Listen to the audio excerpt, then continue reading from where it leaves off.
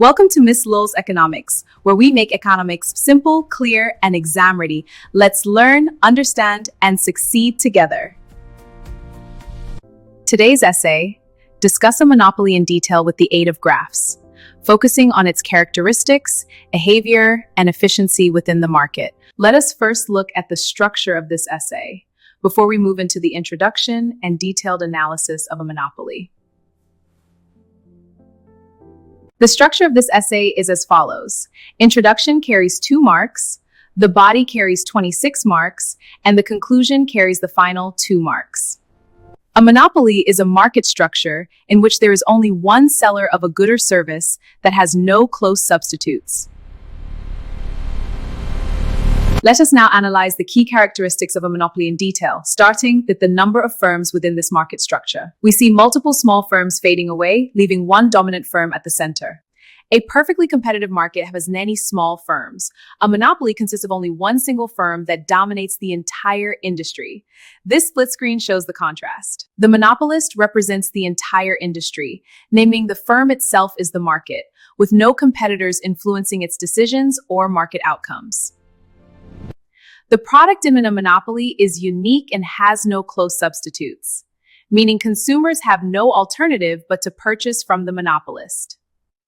Monopolies are usually protected by strong barriers to entry, which prevent new firms from entering the market and competing with the monopolist.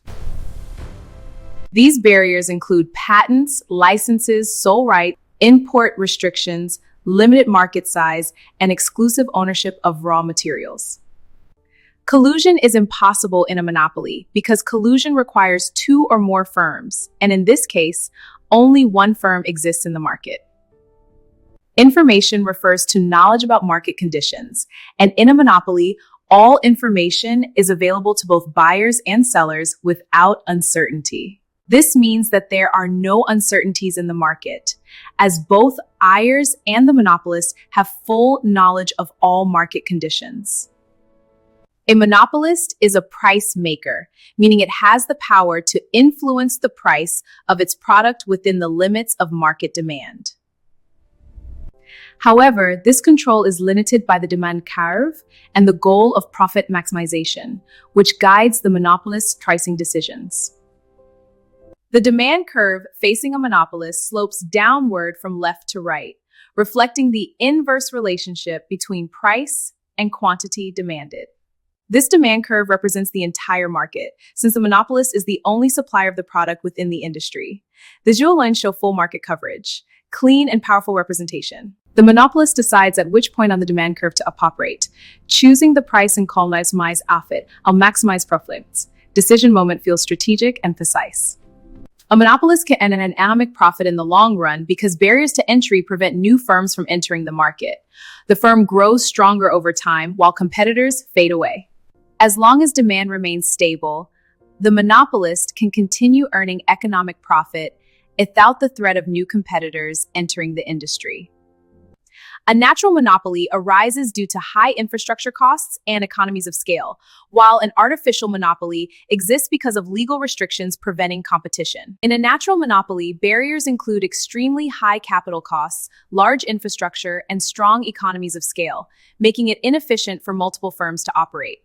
A classic example of a natural monopoly is electricity supply, where one firm dominates due to massive infrastructure costs and the impracticality of duplication.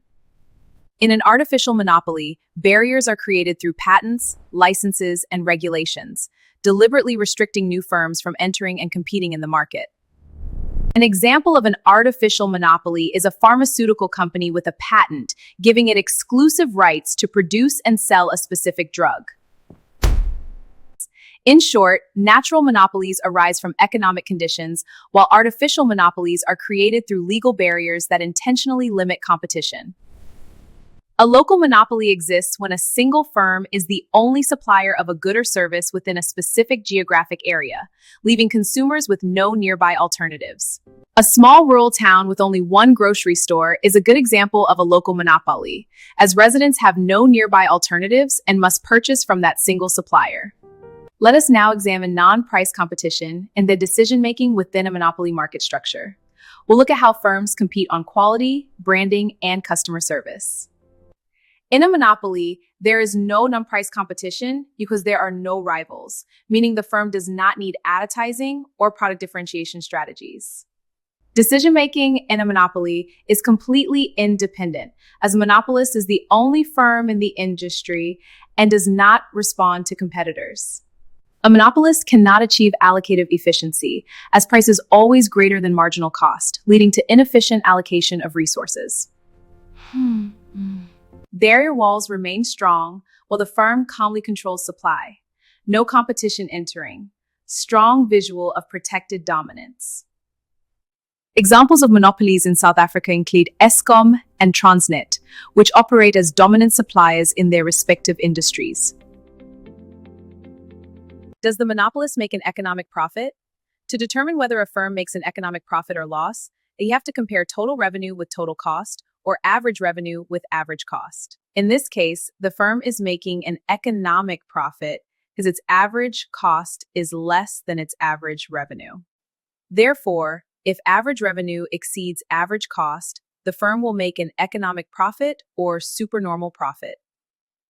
Economic loss occurs when total revenue is less than total cost. In the graph above, equilibrium is at point E. That is where marginal cost is equal to marginal revenue. At this point, quantity of goods are produced at a price of K. At equilibrium, which is point E, price or revenue is less than average cost, or the average cost curve lies above the demand curve. This means that price or average revenue is less than average cost, and total revenue is less than total cost. The business makes an economic loss. Therefore, the business must decide whether to continue producing or to shut down. In the long term, the monopolist makes economic profit. Entry into this industry is completely blocked. The long-run marginal cost curve intersects the long-run average cost curve at its minimum point. The profit maximizing point is at point E, where long-run marginal cost is equal to marginal revenue. At this point, production is Q at a price of P per unit, and the monopolist will produce at this level. At this production level, the average revenue is P and the average cost is P1. Therefore, the monopolist is making an economic profit. Total economic profit is represented by the shaded area. Let us now conclude by summarizing the key characteristics and implications of a monopoly market structure. In conclusion, a monopoly is a powerful market structure characterized by single firm dominance, barriers to entry, and inefficiencies that negatively affect consumers and overall market performance. Now you're fully equipped to answer this essay with confidence.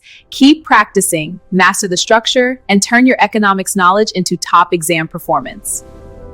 Like, share, subscribe, and turn on notifications so you never miss powerful exam-focused economics lessons designed to help you succeed. This is Miss Luls, turning economics into easy marks. Stay consistent, keep learning, and I'll see you in the next lesson.